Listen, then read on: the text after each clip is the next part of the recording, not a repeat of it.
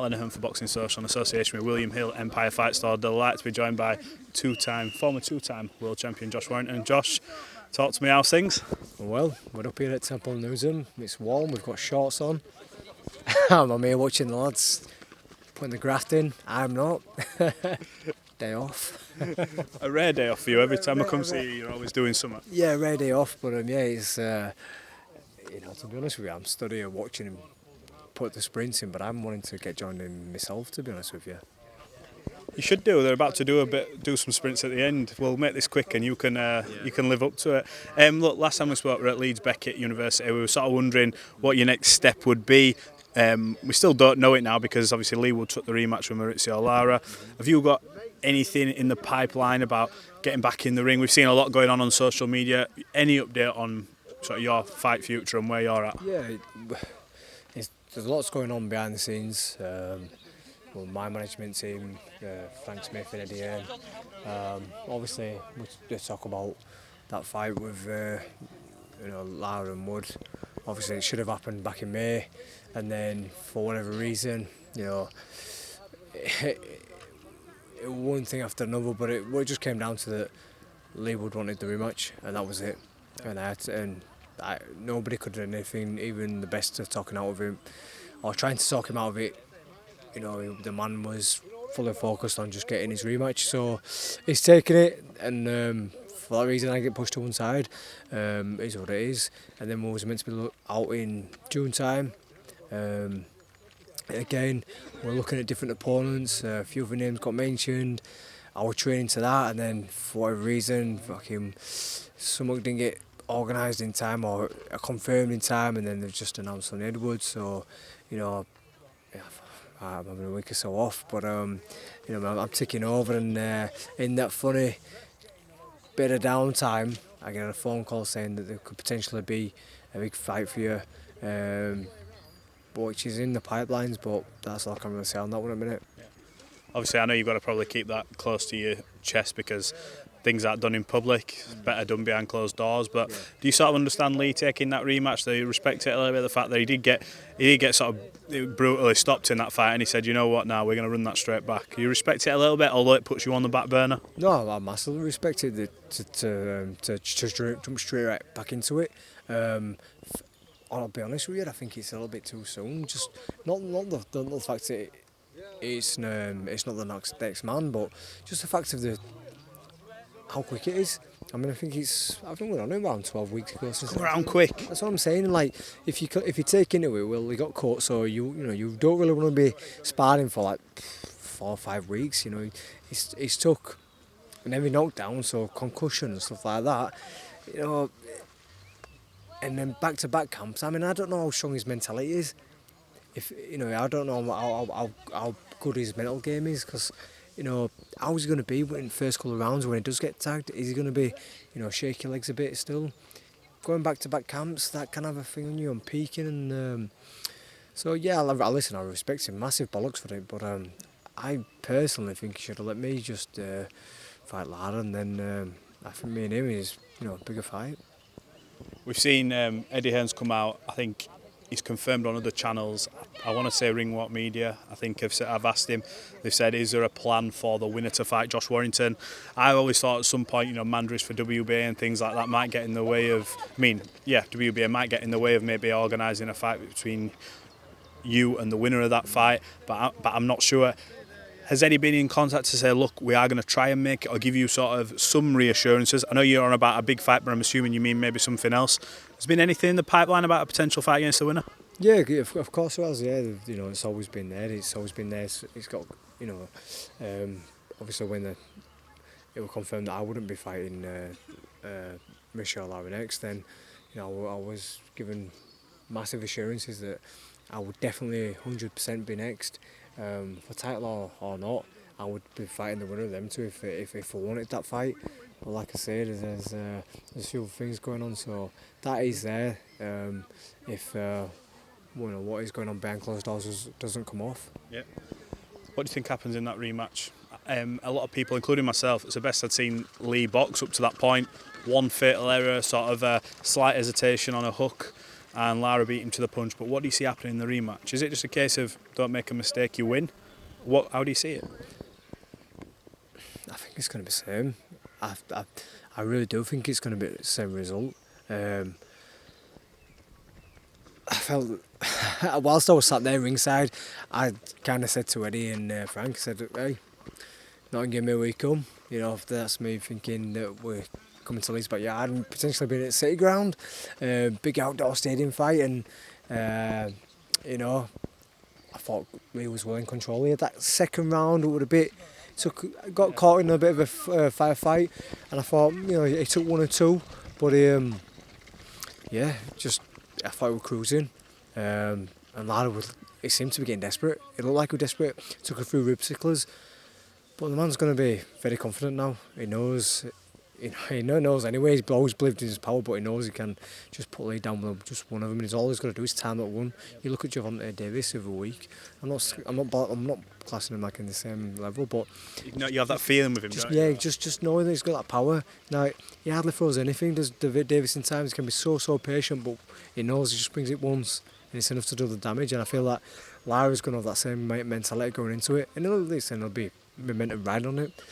It could be a bad thing, but I don't think it will be. I think it's going to be the same result.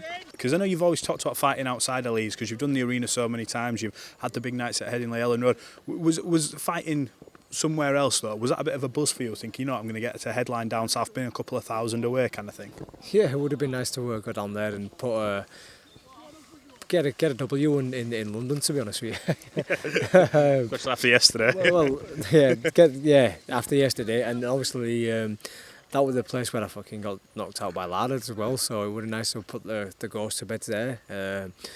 But yeah, it just in a little bit of a way, it kind of takes pressure off of selling tickets at home and promoting yourself at home and stuff. Like my own comforts, a bit weirdo like that. But yeah, it would have been a nice away day for those who follow me. Yeah, I was going to say, and you do sell thousands upon thousands, no matter what's happening in your career. When you talk about the Lara defeat, they all still turned out for you in your comeback fights, and they'll still turn out for you all the time. How soon do you think we're going to expect some fight news? Because I take it you need to be out before the end of the year. I'll be out before the end of the year. I know, but like I said, I would annoyed that. I couldn't get out in May. I was really annoyed, and then I was annoyed I couldn't get out in June as well. Because the thing is, you need momentum, and that's one thing that's gone against me. Just pause this while a couple of dogs kick off. I think your dad were in trouble then. Johnny Porkchop. Yeah. But yeah, no, that's every day. Yeah. I've just let this run. You were talking about momentum and obviously the fact you've not had much. Yeah, one thing that's gone against me over the last few years is momentum. All my career, all I've done is fucking fight 3-4 times a year and straight back into the gym, and you look at it like lost to Lara behind closed doors, and had the rematch, still a bit fucking shaky when I talk about the mentality.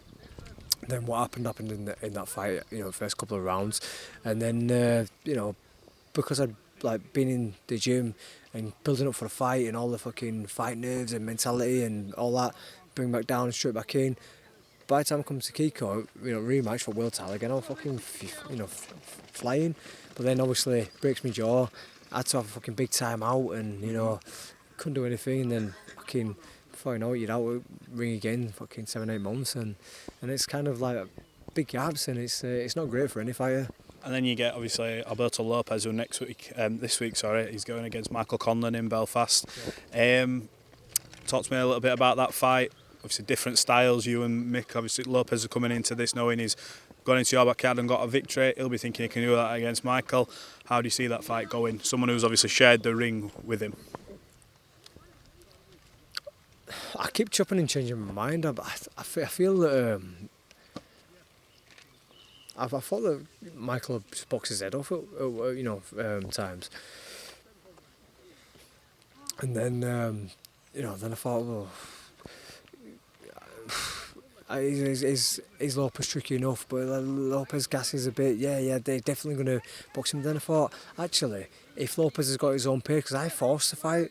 I forced it after like 5 rounds, then I really forced it after my dad had given me a fucking bollocking in corner. Yeah. Wake up, you dastard, we need to put your foot on gas now.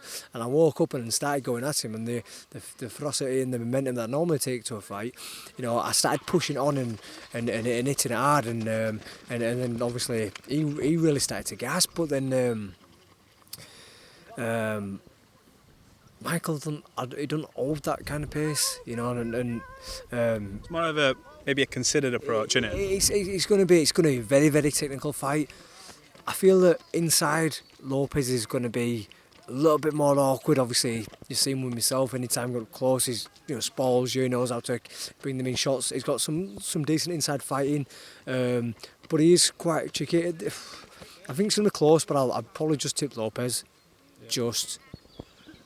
I know you've told me before, and I heard it from a couple of other people actually, that he was hobbling round when he came into your dressing room, and then afterwards walked away. I heard that from a few people. I had it interviewed with you actually, and someone else had spoke to me about it, a couple of people, and said, yeah.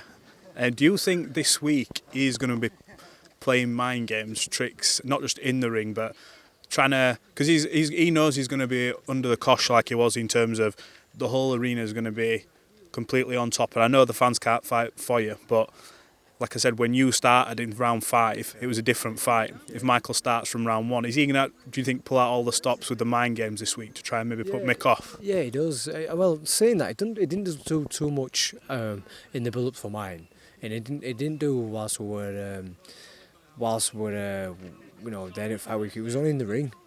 It was only in the ring. Maybe he might have a little bit confidence and a bit more arrogance, swag, I don't know. He certainly seemed like he knows how to play a certain persona. But like I say, it was in the first few rounds with me, certainly when in that first 4 or 5 when my head were fucking a bit pickled and a bit like down for my jab because of my fucking shot coming onto my jaw. We're like clinching me up and he's grabbing me, he's going, oh yeah, vamos, come on, stand fight. And I'm going, what's he fucking thinking to myself, what's he fucking, saying to me and letting it get under my skin, letting it bother me. And then like by round 5 when my normal fucking head switched on, I'm like, fucking not about you headbag, trademark headbutt in a minute, but trademark finisher. You're laughing, but the comments will be like, see, he's admitting it, he knows. Yeah, that's all he does. Yeah. That's how Warrington trains, isn't it? Constantly. Alright, nice one, you fucking hell. But yeah, I've won all fucking English, British, Commonwealth, European. But yeah, twice. Yeah, well, twice.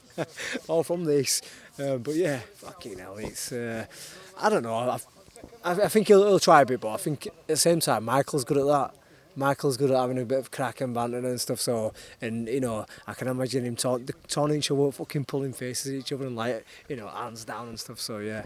It's going to be good, and you never know, if the stars align, you may face either Lopez in a rematch or Michael someday, ideally, depending on how it goes. Well, Matt, he did say that he'd never, ever in his career face me again. He said that, I should be banned from boxing, so, let's see if he stands by them words. So you've Lara that thinks she called his dad a wanker and says he's going to retire. That's not happening yet. And then you've got someone else who won't fight you again. You're slowly chopping them down.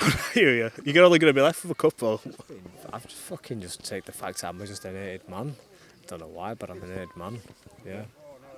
Well, Josh, look, it's always a pleasure. We're looking forward to seeing you get back in the ring. I know you're itching knuckles and ready to go again, so the journey to 3 times is on the way, and we'll come back when there's some more news, hopefully. Thank you, Matt. Cheers, mate.